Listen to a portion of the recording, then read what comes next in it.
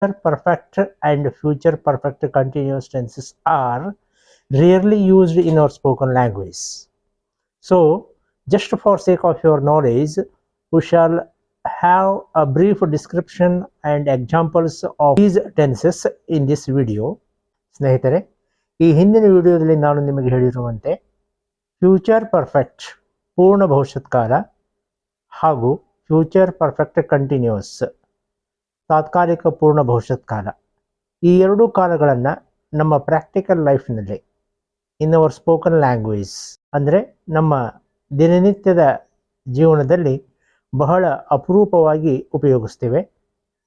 ಆದ್ದರಿಂದ ನಾವು ಇವುಗಳ ಬಗ್ಗೆ ಸಂಕ್ಷಿಪ್ತವಾಗಿ ತಿಳಿದುಕೊಳ್ಳೋಣ.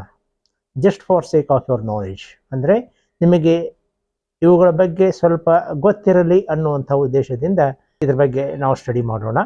First let us know when to use future perfect tense. ಪೂರ್ಣ ಭವಿಷ್ಯತ್ ಕಾಲದಲ್ಲಿ ನಾವು ಯಾವಾಗ ಮಾತನಾಡಬೇಕು ಅನ್ನೋದನ್ನು ಮೊದಲು ತಿಳಿದುಕೊಳ್ಳೋಣ.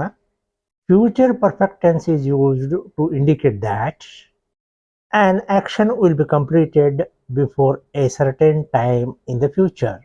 ಭವಿಷ್ಯತ್ತಿನಲ್ಲಿ ಅಂದರೆ ಇನ್ನು ಮುಂದೆ ಒಂದು ನಿರ್ದಿಷ್ಟ ಸಮಯಕ್ಕೆ ಮುಂಚೆ ಮುಗಿಯಬಹುದಾದಂತಹ ಒಂದು ಕ್ರಿಯೆ ಬಗ್ಗೆ ಮಾತನಾಡೋದಕ್ಕೆ ನಾವು ಫ್ಯೂಚರ್ ಪರ್ಫೆಕ್ಟ್ ಟೆನ್ಸ್ ಪೂರ್ಣ ಭವಿಷ್ಯತ್ ಕಾಲವನ್ನು ಉಪಯೋಗಿಸುತ್ತೇವೆ.